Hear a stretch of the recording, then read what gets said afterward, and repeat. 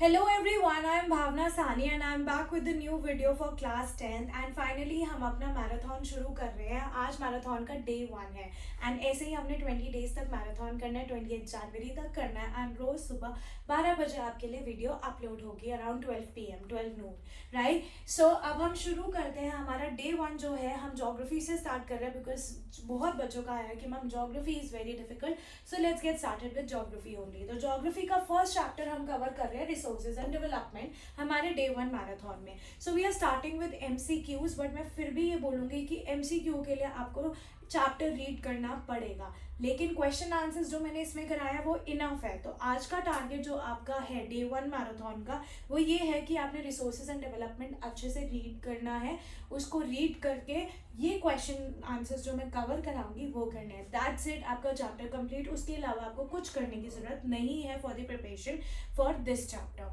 Alright, so अब हम शुरू कर रहे हैं MCQ। और MCQ मैंने एक सिचुएशन बेस्ड क्वेश्चन से शुरू किया है। First is Shania is making a list of natural resources for a project. She puts wind energy under one column and coal under another column. तो दो कॉलम बनाया शरनाया ने, एक में लिखा है एनर्जी और एक में लिखा है coal. So on the what basis is she classifying the resources. तो कोल और एनर्जी कौन सी रिसोर्सेज में आ सकता है? मैं ये बोल सकती हूँ that it can come under renewable and non renewable resources, right. It can come under renewable and non renewable resources. और रिन्यूएबल रिसोर्सेज किसका पार्ट है? On the basis of origin, no. Origin में बायोटिक एंड एबायोटिक आएगा।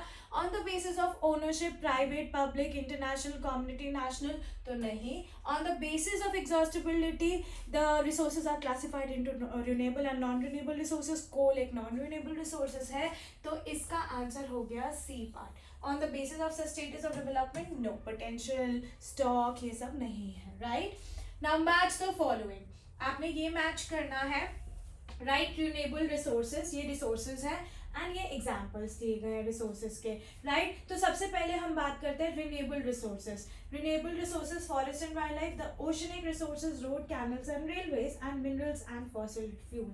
सो I think अगर मैं renewable resources की बात करूँ so it is forest and wild life, right. Non renewable resources की अगर हम बात करें, the oceanic resources, road, canals and railways, minerals and fossil fuels, so it is the fourth part, minerals and fossil fuels. National resources की बात करें तो आता है आपका रोड, कैनल्स एंड रेलवेज। और इंटरनेशनल रिसोर्सेज की बात करें तो आपका आता है द ओशनिक रिसोर्सेज। तो आपके ऑप्शन में जहां पे भी A1, B4, C3 and D2 है, जो कि आपका फर्स्ट पार्ट है, वो आपका आंसर होगा। Clear? Then moving towards the next question. Our next question says that Indian territorial water extends up to a distance of 12 kilometer, 12 nautical miles, 19.2 miles, 200 nautical miles। अगर आपने चैप्टर ढंग से read करा है तो इसका है 12 nautical miles which is equal to 22.2 kilometer। All right, the oceanic resources beyond 200 nautical miles are classified under which zone? Exclusive economic zone, export processing zone, special economic zone, none of these. So the correct answer is exclusive economic zone। Clear? तो जितनी भी oceanic resources beyond 200 nautical miles है from our country, that is exclusive economic zone। Clear? For example, ये आपका यहाँ पे land खत्म हो रहा है, यहाँ से ओशन शुरू हो रहा है, तो यहाँ तक 22.2 kilometre which is equal to 12 nautical miles वहाँ तक हमारा है। उसके ऊपर आपका शुरू हो जाएगा exclusive economic zone. Clear? Moving towards the next question. Which one of the following conferences was convened to discuss environmental protection and socio-economic development at global level in 1992? According to this chapter, 1992 में क्या हुआ था? रियो de Janeiro summit हुआ था 1992 में Brazil में, तो वही मार्क करना है। Kyoto Protocol no, Montreal Protocol no, Rio de Janeiro Earth Summit, World Summit on Sustainable Development. So the correct answer is Rio de Janeiro Earth Summit। What is the aim of Agenda 21? क्या aim था? Global sustainable development achieve करना globally, right. So technological development no, globalisation no, economic development no. The correct answer is global sustainable development. Moving towards the next question, our next question says that Which relief feature of India has 30% of the total surface area of the country? कौन सा relief feature India का है जिसका total surface area of the country 30% लेता है? मतलब पूरी India का 30% या तो प्लाटियो है या माउंटेन है या प्लेन है या डेजर्ट है. अगर आपने बुक ढंग से पढ़ी है तो 30% आपके माउंटेन है out of 100%, right. What percentage of land in India consists of fertile plain? Fertile plain कितना है? बुक रीड करी है तो पता होगा कि it is 43%. Clear? Moving towards the next question. Which one of the following relief feature of India possess highest reserve of minerals and fossil fuel? तो आपको highest reserve of minerals and fossil fuels कहाँ मिलेंगे? Coastal plain, Gangetic plain, Shivalik mountain, Chota Nagpur plateau. तो सबसे ज्यादा fossil fuels और highest reserve of mineral आपको मिलेंगे छोटा नागपुर प्लेट्यू में. Clear? Now read the passage given below and answer the question that follows. ठीक है, अब आपका क्या है? Jharkhand, Chhattisgarh, Madhya Pradesh are rich in mineral deposits. Arunachal Pradesh has abundant water resources but lacks infrastructural development. Rajasthan is endowed with solar and wind energy but lack water resources. The cold desert of Ladakh has rich cultural heritage but it is deficient in water and infrastructure. तो इससे क्या पता लग रहा है that कुछ हमारी states जो है they are rich in minerals and resources और कुछ हमारी जो स्टेट्स हैं they are deficient in minerals and resources, right. तो which of the following best describes the passage? All region in India are economically and self sufficient to utilise resources. नहीं, हमारे सारे region self sufficient नहीं है और to utilise the resources. Only Rajasthan has the scope to utilize renewable resources? No. India has enormous diversity in the availability of resources. Resources diversity is prevalent only in North India. तो इससे हमें पता लगता है कि पूरे India में अलग अलग डाइवर्सिटी है रिसोर्सेज की. क्लियर? सो इसका करेक्ट आंसर हो गया C part. Moving towards the next question. The land which is uncultivated, one or less than one agricultural year. जो land uncultivated छोड़ा जाता है for 1 year or less than 1 year, what it is known as? A. Cultivable wasteland, B. Current fallow land, C. Net sown area, D. Cross cropped area. तो इसका correct answer है current fallow land. The next is the piece of land left uncultivated for more than 5 agricultural years. ठीक है, तो basically more than 5 agricultural years के लिए एक land को खाली छोड़ा जा रहा है. Is it a barren land? No. Forest land? No. Grazing land? No. It is a cultivable wasteland which is left uncultivated for more than 5 years, 5 agricultural years. Okay, then moving towards the next question. Which one of the following is an example of cultivable wasteland? Cultivable wasteland का आपने answer बताना है. Cross cropped area नहीं. इसमें क्या cultivable wasteland कौन सा होता है? जो 5 साल से ज़्यादा के लिए अनकल्टिवेटेड छोड़ा जाता है. तो uncultivable land yes, barren wasteland no, current fallow land no. So correct answer is uncultivable land. Forest area in the country is far lower than desired -% of geographical area as it was outlined in the National Forest Policy 1952. तो हमारा जो forest area India का it is lower than what percentage of geographical area जो according to the National Forest Policy 1952. अगर book अच्छे से read करिए it is 33%. ये पूरा फैक्चुअल है तो मेरे समझाने से याद नहीं होगा, ये आपको खुद याद करना पड़ेगा. It is 33%. India has land under a variety of relief feature. Which of the following feature ensures the perennial flow of some river and provide facilities for tourism and ecological aspect? क्या आपको plane में reverse और tourism ज़्यादा मिलता है? No. Plateaus में भी नहीं, आइलैंड्स में भी नहीं, mountains is the correct answer. Continuous use of land over a longer period of time without taking appropriate measures result in. अगर आप continuously land को use कर रहे हो for a longer period of time without taking appropriate measure तो land क्या होगा? Degrade होगा. So obviously पहला option इसका correct है, that is land degradation. आगे देखने की जरूरत ही नहीं पड़ेगी. ठीक है. Then overgrazing is one of the main reason for land degradation in the following state. Overgrazing सबसे ज़्यादा बड़ा reason है for land degradation. कौन सी state में? Punjab, Haryana, western Uttar Pradesh, Maharashtra and Gujarat, Rajasthan, MP and Maharashtra, Maharashtra and Uttar Pradesh. तो correct answer is Gujarat, Rajasthan, MP and Maharashtra. यहाँ पे ओवरग्रेजिंग कराई जा रही है जिसकी वजह से लैंड काफी ज्यादा डिग्रेड हो रहा है। In which of the following state deforestation caused land degradation due to mining? ठीक है, डिफोरेस्टेशन करी जा रही है क्योंकि वहां पे माइनिंग करनी है और उसकी वजह से लैंड भी डिग्रेड हो रहा है। ठीक है, Kerala, Punjab, Odisha, Rajasthan. The correct answer is Odisha. Right, in the states like Jharkhand, Chhattisgarh, Madhya Pradesh, Odisha, ये चारों स्टेट्स की मैं बात कर रही हूँ, डिफॉरेस्टेशन करी जाती है माइनिंग की वजह से, क्योंकि वहाँ पे माइनिंग करनी पड़ती है और मिनरल्स निकालने पड़ते हैं, and this is the main cause of land degradation in these area. Clear? Then moving towards the next question, name the soil, name the soil which is most widely spread in India. Favourite question, boards का favourite question, ये सबसे favourite question आता है। Clear? Answer is alluvial soil. Widely spread India में कौन सा? Alluvial soil. Name the soil which is generally poor in phosphoric content. Again favourite question, phosphoric content में कौन सा सॉइल पुअर है? That is black soil. ठीक है, सबसे इंपॉर्टेंट जो क्वेश्चन में according to board point of view सबसे इंपॉर्टेंट सॉइल है alluvial soil and black soil, और अगर मैं मैप के हिसाब से बात करूँ तो laterite soil. Clear? Moving towards the next question, which soil is known as regur soil. Regur soil किसको बोला जाता है? Again black soil. देखा, फिर से ब्लैक सॉइल से related question. Identify the soil with the help of clues given below. ठीक है, develops an area with high temperature and heavy rainfall. It is low in humus content, found in the hilly area of Karnataka, Kerala and Tamil Nadu. A, forest soil, B, yellow soil, C, black soil and D, laterite soil. जैसे कि मैंने बताया कि ये तीनों soil सबसे ज़्यादा important है। Clear? Then moving towards the next question, by which name is the bad land in the Chambal Basin known? ठीक है, by which name is the bad land in the Chambal Basin known? A, fallow land, B, ravines, C, gullies and D, wasteland. So the correct answer is ravines.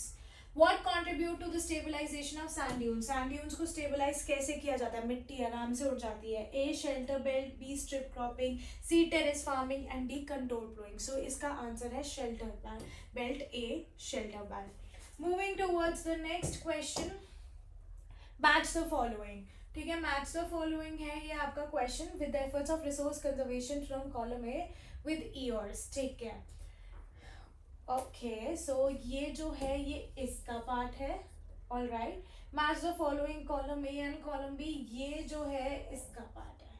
तो make sure कि ये mistake मत करना, ये table ऊपर नीचे हो गया तो ये टेबल ऊपर जाएगा, ये टेबल नीचे आएगा। सो पहले हम करते हैं ये वाला table solve. Match the following efforts of resources from column A with years। ठीक है, years के अकॉर्डिंग हमें करना है। ठीक है, the club of Rome advocated resource conservation। ठीक है, अगर मैं बात करूं the club of Rome advocated resource conservation, इसका करेक्ट आंसर है आपका in 1968। Gandhian philosophy presented in small is beautiful, small is beautiful। तो गांधीन की जो फिलोसफी थी, क्या फिलोसफी थी कि जितना छोटा होगा उतना ही ब्यूटीफुल होगा। Small is beautiful. It is done in 1974। Brundtland commission report on Sustainable development. Brundtland ने अपनी सस्टेनेबल डेवलपमेंट पे रिपोर्ट कब दी थी? 1987। Earth summit in Rio de Janeiro, that is 1992। Clear? Now let's do this. ये resources हैं और ये आपका कॉलम बी है। आपने बताना कौन सा पोटेंशियल है, कौन सा स्टॉक है, कौन सा इंडिविजुअल है और कौन सा रिन्यूएबल है। राइट, अगर मैं बात करूँ potential, wind energy in Rajasthan is potential. अगर मैं स्टॉक की बात करूँ तो जो स्टॉक है इट इज हाइड्रोजन। ठीक है, अगर मैं इंडिविजुअल रिसोर्सेज की बात करूँ, इंडिविजुअल रिसोर्सेज का बहुत ही अच्छा एग्जांपल दिया हुआ है, that is ponds, and renewable resources का है solar energy. Clear? I hope this is clear to you. Moving towards the next question, there are two statements given below marked as assertion and reason. Read the statement and choose the correct option. Assertion क्या कहता है? Resource planning is a complex process. Yes, resource planning is a complex process. B, resource planning helps in effective and judicious use of resources. Yes, resource planning helps in effective and judicious use of resources. Both the statement are correct, but reason is not the basically R is not the reason of assertion. इसीलिए complex process नहीं है कि हम उसे effectively use करें. उसको effectively use करना पड़ता है, इसलिए complex process है. So both A and R are true, but R is not the correct explanation of assertion. Next, identify the soil with the help of following feature: red to brown in color, sandy in texture and saline in nature, lacks humus and moisture, develops due to high temperature and evaporation. ठीक है, brown in colour, sandy in texture, saline in nature, humus कम है, moisture कम है, तो obviously desert area type हो रहा है. तो डेजर्ट एरिया में क्या होता है? Mainly arid soil, right. And please also remember कि ये जो फीचर्स है सारे एरिड सॉइल के, and question can be asked like this also, mention the features of arid soil. तो फीचर्स याद होंगे तो आप आराम से सॉइल का नाम भी लिख सकते हो, और अगर सॉइल के नाम से फीचर लिखने आते हैं तो वो भी आप आराम से कर सकते हो. Next question, identify the soil with the help of the feature. It consist of various proportion of sand, silt and clay. Soil particles appear somewhat bigger in size, and when we move closer to the river valley, such soil are more common in Piedmont plains such as Jowers, Kos and Terai. So the correct answer is alluvial soil. And question ऐसे भी आ सकता है, mention any 3 features of alluvial soil. Next, identify the soil with the help of the following feature. It helps under tropical and subtropical climate with an alternate wet and dry season, mostly deep to very deep, acidic and generally deficient in plant nutrients. It is humus rich but under sparse vegetation, and in a semi-arid environment it is generally humus poor and they are prone to erosion. So ये सारे feature laterite soil के हैं, and ऐसे भी आ सकता है कि mention 4 features of laterite soil. Right, now define resources. Everything available in our environment is considered as resources. Everything which is available in our environment to satisfy our need is resources. Clear? But it should be 3 terms याद करनी है. Technologically accessible, first term; economically feasible, second term; and third, culturally acceptable. Technologically accessible, economically feasible and culturally acceptable. Clear? That is termed as resources. Next, explain the classification on the resource basis of origin. तो classify करना resources को on the basis of origin, biotic and abiotic resources. Classify the resources on the basis of exhaustibility, renewable and non-renewable resources. बस आपने इसके नाम और example याद करना है, आपने इनकी definitions नहीं याद करनी क्योंकि definition is out of syllabus. Provide a suitable classification of resources on the basis of ownership. On the basis of ownership, जो resources हैं, they are divided into 4: individual resources, community owned resources, national resources and international resources. Clear?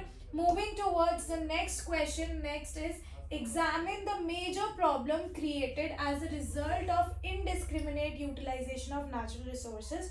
How can this situation be avoided?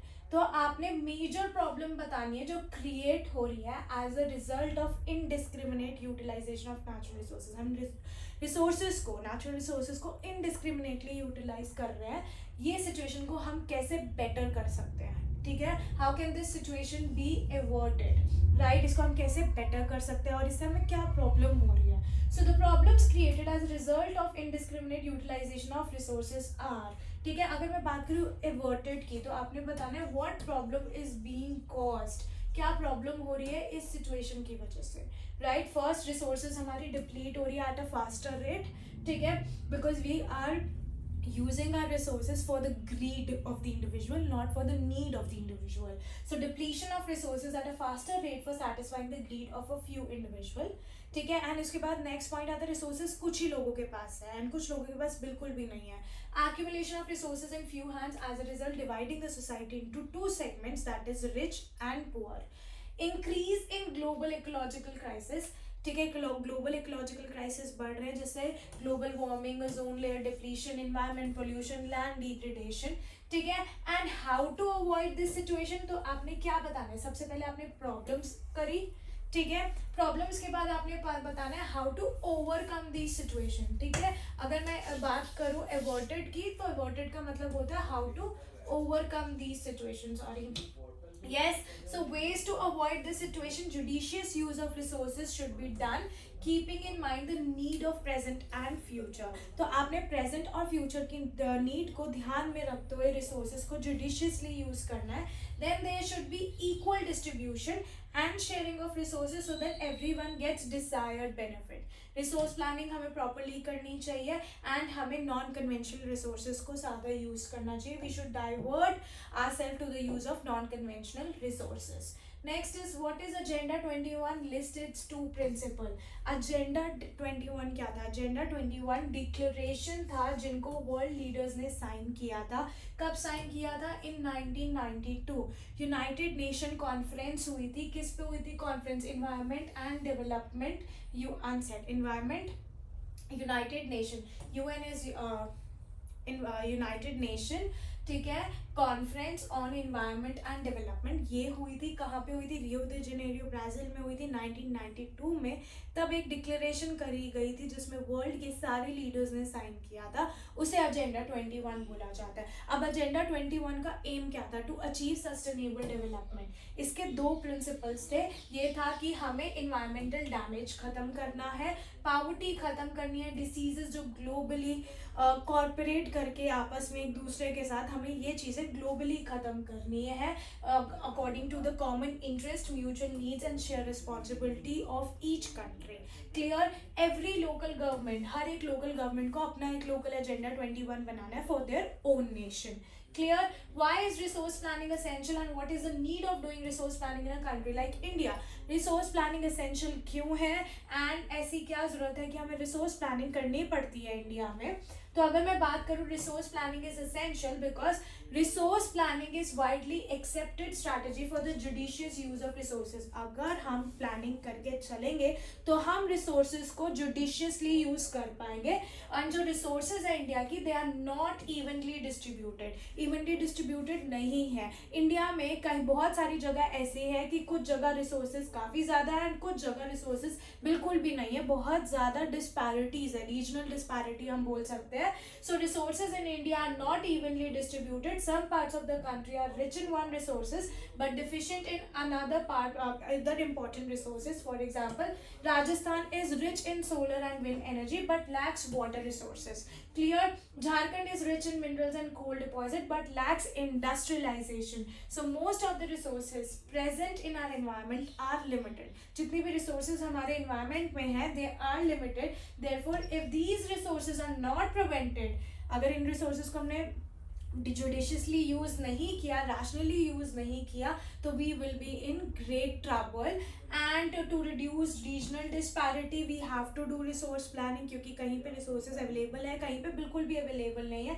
And to save for future generation and to avoid wastage and overutilization of resources, resource planning is very much important. So moving towards the next question. Next question is what are the 3 stages of resource planning? 3 stages क्या है resource planning की? वो ये है कि सबसे पहले resources को identify करो कि हमारे country में कौन कौन सी resources available है. Identification of resources. Identify करके उसकी proper inventory बनाओ. ठीक है, इन्वेंट्री ऑफ रिसोर्सेज, कौन से रीजन में क्या रिसोर्सेज अवेलेबल है, identify it and make an inventory of it. ठीक है, उसमें कैसे होगा? हमें सर्वे करना पड़ेगा, हमें मैपिंग करनी पड़ेगी. ठीक है, एस्टिमेशन लगवाना पड़ेगा, क्वालिटेटिव एंड क्वांटिटेटिव एस्टिमेशन की उसकी क्वालिटी कैसी है, उसकी क्वांटिटी कैसी है, प्रॉपरली हमें उसको एस्टिमेट करना पड़ेगा और मेजर करना पड़ेगा कि कितना अवेलेबल है. तो पहला पॉइंट यही कवर करना है, identification of resources and make an inventory of it, जिसमें हमें प्रॉपर सर्वे करना पड़ेगा, प्रॉपर मैपिंग करनी पड़ेगी, उसकी क्वालिटी को एस्टिमेट करना पड़ेगा, उसकी क्वांटिटी को चेक करना पड़ेगा, प्रॉपर मेजरमेंट करनी पड़ेगी. Right. Second is proper planning करो. ठीक है, with appropriate technology and skills and institution कि हम इन resources को कैसे develop कर सकते हैं. right, we have to make resource development plans. and third is अपने resource development plan को अपने national development plan से check करो कि क्या similar goals हैं दोनों के. clear? so these are the 3 stages of resource planning. Next, what are the 3 human activities which are responsible for land degradation in India?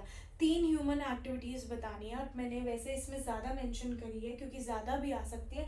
Which are responsible for land degradation in India? Mining, overgrazing, over irrigation, ठीक है, mineral processing. अब mining में क्या होगा? Mining बहुत ज़्यादा हो रही है, क्वायरिंग बहुत ज़्यादा हो रही है, जिसकी वजह से लैंड काफ़ी ज़्यादा डिग्रेड हो रहा है. ठीक है, कौन सी स्टेट्स में? झारखंड, छत्तीसगढ़, मध्य प्रदेश, उड़ीसा में. वहाँ पे डिफॉरेस्टेशन करी जा रही है क्योंकि वहाँ पे माइनिंग करनी होती है. ये हमने अभी एमसीक्यू में भी कवर किया था. ठीक है, and it is causing severe land degradation. Overgrazing, Gujarat, Rajasthan, Madhya Pradesh, Maharashtra, यहाँ पे ओवरग्रेजिंग करी जा रही है. ओवरग्रेजिंग, शेफर्ड्स वगैरह जो है, शीप वगैरह को ओवरग्रेजिंग करा रहे हैं, जिसकी वजह से काफ़ी लैंड डिग्रेड हो रहा है. Then over irrigation, state of Punjab, Haryana and western Uttar Pradesh, over irrigation is the main reason जहाँ पे वाटर लॉगिंग हो रही है और लैंड डिग्रेड हो रहा है. ठीक है, तो आपने मेन स्टेट्स बतानी है इसमें. Mineral processing, like grinding of the limestone. किस इंडस्ट्री में किया जाता है grinding of limestone? Cement industry में. ठीक है, कैल्साइट, सोपस्टोन. ठीक है, फॉर सेरेमिक इंडस्ट्री. ठीक है, इससे बहुत ज़्यादा डस्ट क्रिएट होती है इन द एटमोसफेयर. ठीक है, and it retards the process of infiltration of water into the soil and after it settle down on the land. तो इससे हमारा एयर पोल्यूशन भी हो रहा है, अंडरग्राउंड वाटर भी खराब हो रहा है और लैंड डिग्रेड भी हो रहा है. ठीक है, then moving towards the next question. Suggest and explain ways to protect land degradation in various states of India. Ways, you have to tell the ways how to protect land degradation. Land degradation, land को conserve कैसे कर सकते हैं basically, या फिर 3 measures बताओ जिससे हम land degradation को control कर सकते हैं. First, afforestation. ठीक है, and proper management of grazing should be done. Afforestation करनी चाहिए, प्रॉपर मैनेजमेंट ऑफ ग्रेजिंग होना चाहिए, शेल्टर बेल्ट्स को प्लांट करना चाहिए, ग्रेजिंग को कंट्रोल करना चाहिए. ठीक है, उसके बाद सैंड ड्यून्स को स्टेबलाइज करना चाहिए क्योंकि सैंड ड्यून्स हवा जब चलती है तो सैंड ड्यून्स बिखर जाते हैं, मिट्टी के होते हैं, तो उनको स्टेबलाइज करना चाहिए bye growing thorny bushes. Shelter belts बनानी चाहिए हमें. माइनिंग एक्टिविटीज़ को कंट्रोल करना चाहिए. वेस्ट लैंड को मैनेजमेंट, प्रॉपर मैनेजमेंट करनी चाहिए वेस्ट लैंड की. ठीक है, और जितने भी इंडस्ट्रियल एफ्लुएंट्स या वाटर वेस्ट है उसको हमें after treatment he dispose of करना चाहिए. Then what type of soil is found in river delta of the eastern coast? Give 4 main features. तो हमने ये अभी कवर भी किया था, रिवर डेल्टास पे कौन सा सॉइल मिलता है. तो डेल्टा रिवर के जो डेल्टाज होते हैं वहाँ पे जो सॉइल है जो डिपॉजिट हो जाता है वो है एलुवियल सॉइल. देखो, alluvial soil, black soil, arid soil और लेटराइट सॉइल ऐसे इंपॉर्टेंट है. एलुवियल, फिर ब्लैक, फिर एरिड और फिर लेटराइट. ठीक है, और laterite is important for map point of view. Alluvial soil is found in northern plain, entire northern plain, most widely spread in India. ठीक है, sediments deposit होते हैं by river water. ठीक है, इसमें sand, silt और clay तीनों चीज़ें मिलती है. ठीक है, उसके बाद बहुत ही fertile soil होता है, पोटैश, फोस्फोरिक एसिड और लाइम बहुत होता है, and it is ideal for the growth of sugar के, paddy, wheat and other cereal. तो ये भी क्वेश्चन आता है कि कौन सा soil is suitable to for the growth of sugarcane, paddy, wheat or any other cereal. That is alluvial soil and explain its feature. ठीक है, एंड इसकी हाई फर्टिलिटी की वजह से जो एलुवियल सॉइल है, जहाँ पे भी रीजन, जिन रीजन में एलुवियल सॉइल है, they are densely populated because those areas are highly cultivated areas. Clear? Then moving towards the next question. Explain the various purpose of land use. Land use के क्या purpose है? ठीक है, forest की land हम एक forest की तरह भी यूज़ करते हैं. फिर land which are not available for cultivation. कौन सा लैंड है जो कल्टिवेशन के लिए अवेलेबल नहीं है? एक हो गया बैरन एंड वेस्ट लैंड. एक वो लैंड जिसको हमने नॉन एग्रीकल्चर यूज में कभी डाला ही नहीं, जहाँ पे बिल्डिंग्स हैं, रोड्स हैं, रेलवेज हैं, ठीक है, फैक्ट्रीज है. फिर आता है अनकल्टिवेबल लैंड. ठीक है, पहला हो गया फॉरेस्ट, फिर cultivable land, land not available for cultivation. फिर आता है अदर अनकल्टिवेटेड लैंड. इसमें हम फैलो लैंड एक्सक्लूड कर देंगे. Permanent pasture and grazing land, जहाँ पे पैस्चराइजेशन कराई जाती है. लैंड जिसमें ट्री क्रॉप्स ग्रो करते हैं. ठीक है, इसे नट जोन एरिया में हम इंक्लूड नहीं करते. Cultural waste land which is left uncultivated for more than 5 years. तो हमने क्या करा? फॉरेस्ट लैंड, लैंड जो अनकल्टिवेटेड है, फिर अदर अनकल्टिवेटेड लैंड. ठीक है, अब बात करते हैं फैलो लैंड की. फैलो लैंड में एक आता है करंट फैलो लैंड. ठीक है, करंट फैलो लैंड. ठीक है, करंट फैलो लैंड जिसको एक साल से कम में या 1 साल तक उसको अनकल्टिवेटेबल छोड़ा हुआ है. Other than current fallow land is left uncultivated for only 1 to 5 year. और अगर 5 साल से ऊपर हो गया तो वो जो लैंड है वो कल्चरेबल वेस्ट लैंड में आ जाएगा. ठीक है. फिर नेक्स्ट आता है ग्रॉस क्रॉप्ड एरिया. ठीक है. Gross cropped area sown more than once in agriculture year plus net sown area is gross cropped area. तो forest land not available for cultivation, other uncultivated land, fallow land, current, उसके बाद gross cropped area. ये 5 चीजें हैं. ठीक है. और 5वें में नेट सोन एरिया भी इंक्लूडेड होता है. What are the features of regur soil? Regur soil में किसको बोलते हैं? Black soil.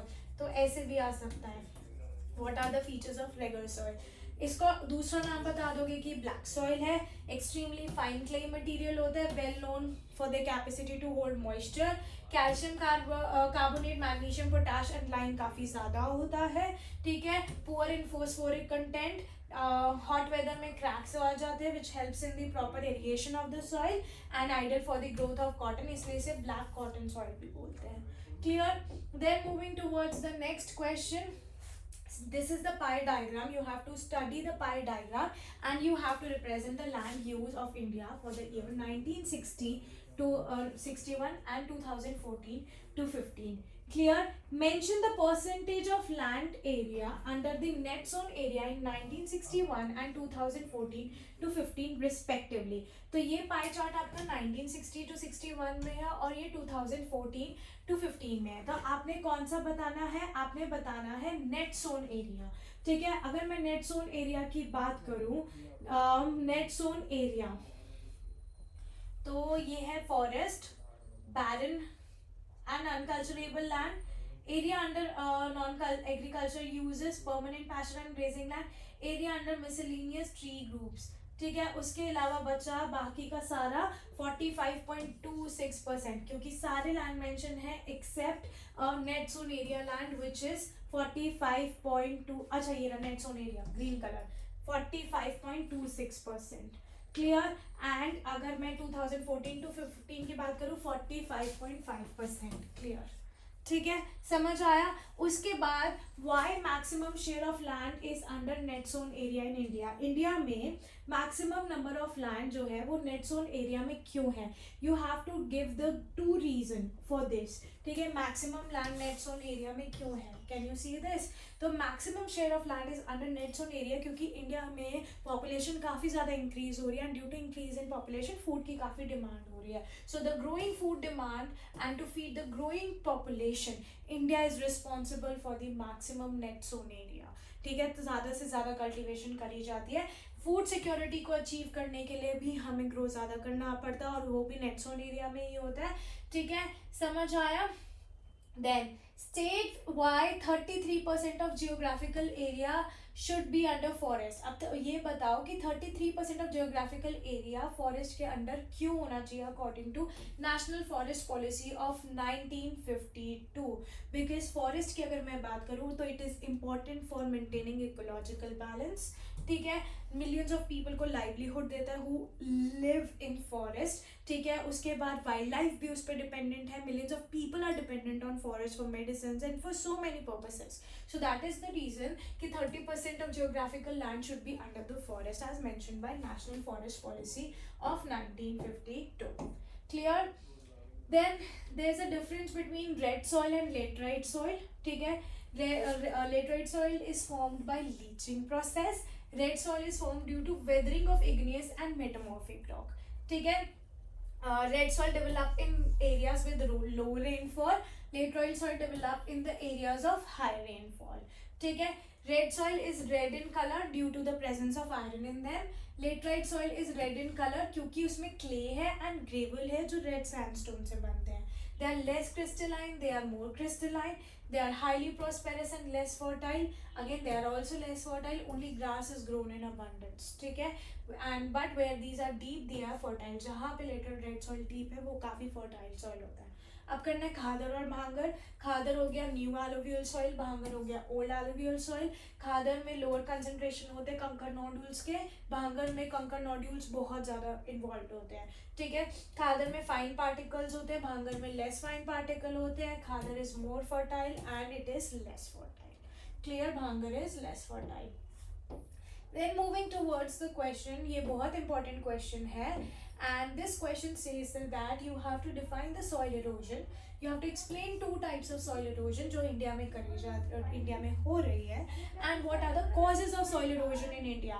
अगर मैं soil erosion की बात करूँ तो जब soil की upper layer remove हो जाती है हवा की वजह से, पानी की वजह से, कि whatsoever reason, तो उसे soil erosion कहते हैं. ठीक है, it is a displacement of the upper layer of the soil which is caused by various agents such as water, wind और human activities. Human activities में जैसे होता है deforestation या फिर grazing करवाना, mining कराना. ठीक है, this can lead to loss of fertile land. Fertile land खत्म हो जाता है, और fertile land खत्म हो रहा है तो crop yielding कम हो रही है, and landslide और flooding के chances इसमें बढ़ जाते हैं.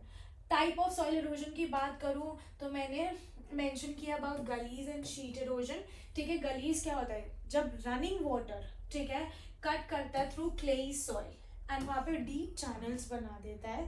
ठीक है, it becomes unfit land and it causes gullies as is called bad land और रिवाइन्स. क्लियर. शीट इरोजन की बात करें तो water flow as a sheet over a large area down as a slope में से अगर बात करें तो शीट की तरह पानी बहाता है. ठीक है, तो जो टॉप सॉइल है वो भी निकल जाती है उसकी, and this is known as sheet erosion. What are the causes of deforestation? Human activities like deforestation, mining, overgrazing, construction, these are responsible for soil erosion.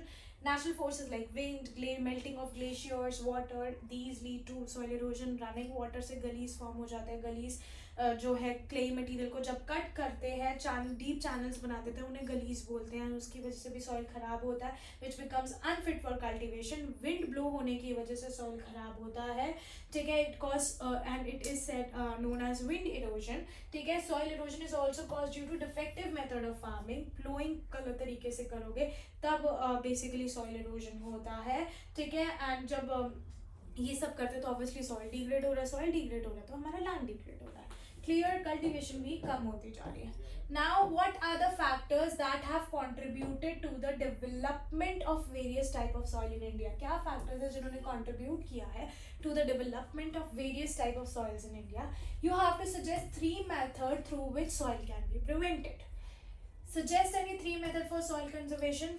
ऐसे भी क्वेश्चन आ सकता है, what steps can be taken to control soil erosion in hilly areas. ऐसे भी question आ सकता है. तो इंडिया का फ्रिली फीचर काफ़ी अलग है, लैंडफॉर्म्स अलग है, क्लाइमेटिक वेरिएशंस काफ़ी ज़्यादा है, वेजिटेशन टाइप भी काफ़ी अलग है. तो हमें सॉइल को डेवलप रखना चाहिए. अब सॉइल को कंजर्व कैसे कर सकते हैं हम, या फिर सॉइल इरोजन को प्रिवेंट कैसे कर सकते हैं हम?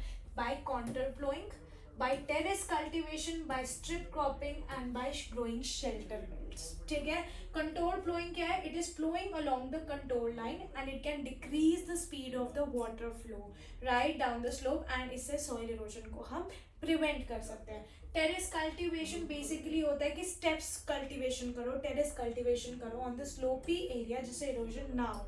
वेस्टर्न एंड सेंट्रल हिमालयस में बेसिकली इस तरीके की फार्मिंग करी जाती है. फिर आता है strip cropping. Large fields can be divided into strips. ऐसे स्ट्रिप्स बना दिए जाते हैं. Large fields can be divided into strips. Strips of grass are left to grow between the crops. ठीक है, मतलब यहाँ क्रॉप हो गई, यहाँ ग्रास हो गई, यहाँ क्रॉप हो गई, फिर यहाँ ग्रास हो गई. ठीक है, this breaks up the forces of the wind and prevent soil erosion. Shelter belts, row of trees grow कर दो, उन्हें शेल्टर बेल्ट्स बोलते हैं. उससे क्या होता है, सैंड ड्यून स्टेबलाइज हो जाते हैं इन Western India. So these are all the important questions which I have covered, and इन्हीं important question में इस chapter के question आने वाले हैं boards के, तो इसको thoroughly पढ़ लो. बस एक request है कि MCQ के लिए chapter read करो. अगर आपने chapter भी आज read कर लिया और ये questions भी आज read कर लिए, ढंग से learn कर लिए, तो आपका day 1 marathon का आप tick मार दो और आपका ये chapter prepare हो जाएगा. And next month हम सैम्पल पेपर चैलेंज भी करने वाले हैं, 30 सैम्पल पेपर चैलेंज.